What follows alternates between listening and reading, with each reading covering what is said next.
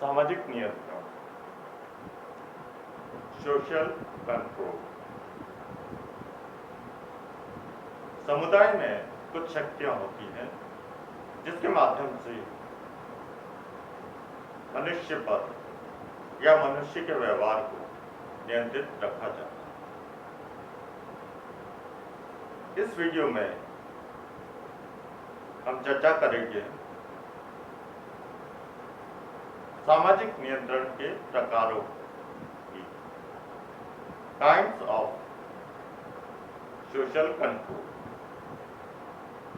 सामाजिक नियंत्रण मुख्य रूप से दो प्रकार का होता है,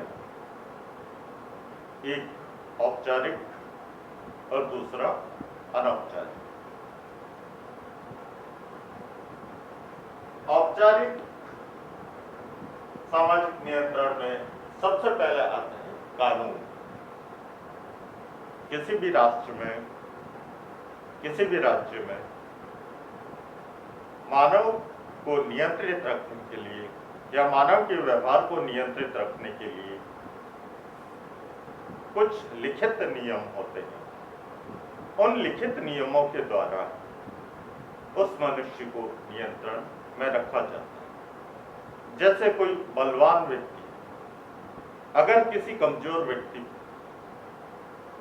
का हक छीनता है या उसे नुकसान पहुंचाता है तो कानून के द्वारा उस पर नियंत्रण रखा जाता है। कानून के बाद अगला पॉइंट औपचारिक नियंत्रण का आता है, वो है बल। एक व्यक्ति ने कोई अपराध किया है या असामाजिक गतिविधि की है तो उसे नियंत्रित रखने के लिए बल का प्रयोग किया जाता है। उसे बलपूर्वक पकड़ा जाता है, पुलिस स्टेशन को सुपुर्द किया जाता है, पुलिस स्टेशन से कोर्ट ले जाया जाता है जहां उसका फैसला होता है। औपचारिक साधनों का तीसरा प्रकार है दंड। अगर कोई व्यक्ति दूसरे व्यक्ति को इतना नुकसान पहुंचाता है कि उसे जान का खतरा हो या जान चली जाए तो ऐसे व्यक्ति पर नियंत्रण अनौपचारिक साधनों से नहीं किया जा सकता। उसके लिए औपचारिक साधन प्रयोग में लाए जाते हैं। तो उसे मृत्युदंड हो सकता है, मृत्युदंड में भी फांसी हो सकती है, उम्र कैद की सजा हो सकती है। तो इन साधनों के माध्यम से मानव के व्यवहार पर नियंत्रण रखा जाता है। अब आते हैं हम अनौपचारिक साधनों पर। अनौपचारिक साधनों में सबसे पहले है जनरीति। तो आपको यह समझना पड़ेगा कि जनरीति होती क्या है। देखिए, व्यक्ति के विचार, उसकी आदत बन जाते हैं। यह आदत समूह की आदत बन जाते हैं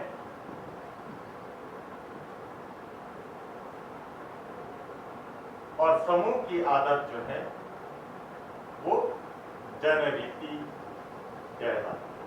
तो हमारे समाज में,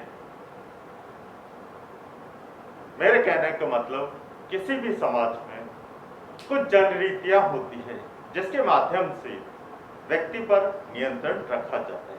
जैसे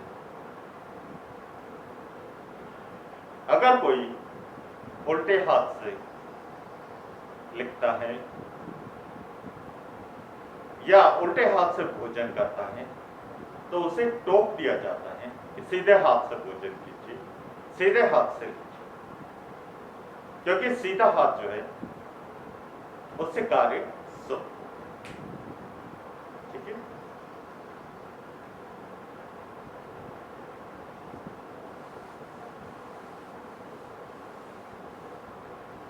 अगला पॉइंट है प्रथा। तो जनरीति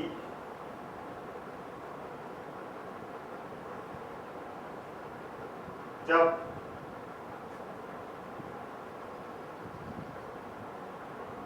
बुजुर्गों की मान्यता मिल जाती है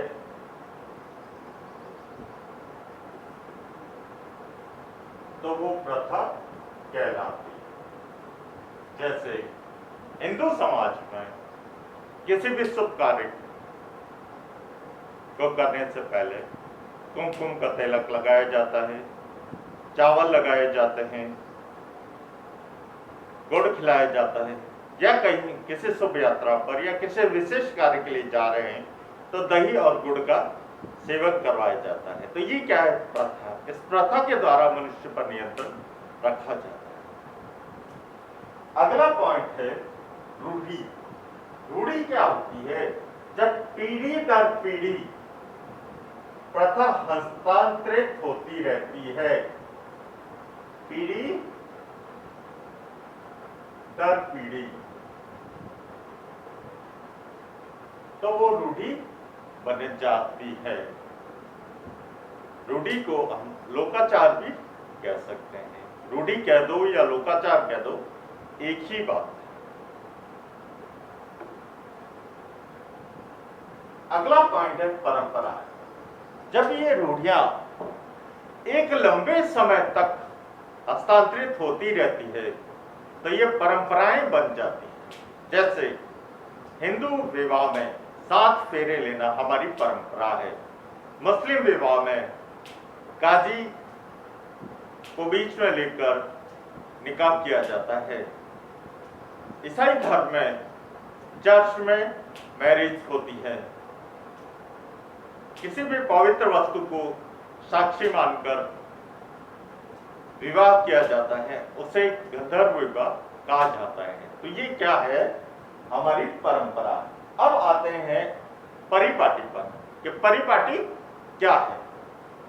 तो परिपाटी जो है उसको बुजुर्गों की मान्यता की आवश्यकता नहीं होती है। परिपाटी एक साधारण से विचार होते हैं और ये विचार कभी कभी बहुत लंबे हो जाते हैं, बहुत लंबे समय तक चलते हैं। जैसे भारत में हम ड्राइविंग करते हैं तो राइट हैंड साइड की ड्राइविंग करते हैं। अगर हम अमेरिका में चले जाए तो वहां पे ड्राइविंग जो है वो लेफ्ट हैंड ड्राइविंग है। ये क्या है? परिपाटी। अगला पॉइंट है फैशन। फैशन क्या होती है?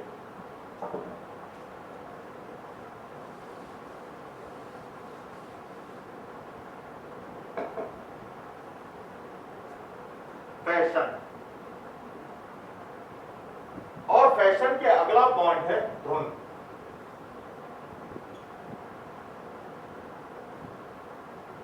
तो किसी व्यक्ति की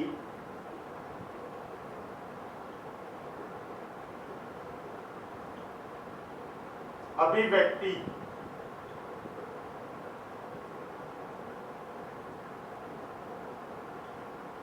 जो समाज से अलग है वो धुन कहलाती है। जैसे एक व्यक्ति ने अपने सर के पीछे 20 से बाल बना दिए, तो उसने अपने सर के पीछे V बना दिया। तो ये क्या है? धुन। अगर यही धुन एक से ज्यादा व्यक्ति अपना लेते हैं तो वो क्या बन जाती है? फैशन। फैशन जो है कुछ समय चलती है, उसके बाद वो खत्म हो जाती है। जैसे 1947 के बाद में हम देखें तो शर्ट विदाउट डॉटेड, शर्ट के पीछे किसी प्रकार की सलवटें नहीं थी। उसके बाद वापस सलवटें आई, 2 की आई, 1 बीच की आई, और अब वापस विदाउट डॉटेड शर्ट है। तो ये क्या है? फैशन। अगला पॉइंट है शिक्षा। शिक्षा के माध्यम से व्यक्ति को नियंत्रित में रखा जाता है। जैसे यदि आपको किसी सरकारी सेवा में जाना है तो आपको पुलिस केस से बचना होगा, क्योंकि सरकारी सेवा में नियुक्ति से पहले आपका रिकॉर्ड चेक किया जाता है। यदि आप क्रिमिनल रिकॉर्ड से हैं तो आपको उस सेवा का मौका प्रदान नहीं किया जाएगा। तो इस प्रकार से हमने देखा कि औपचारिक और अनौपचारिक साधनों द्वारा मनुष्य के व्यवहार को, मनुष्य की अभिव्यक्ति को, मनुष्य के द्वारा किए गए कार्य को किस प्रकार से नियंत्रण में रखा जाता है। Thanks for watching.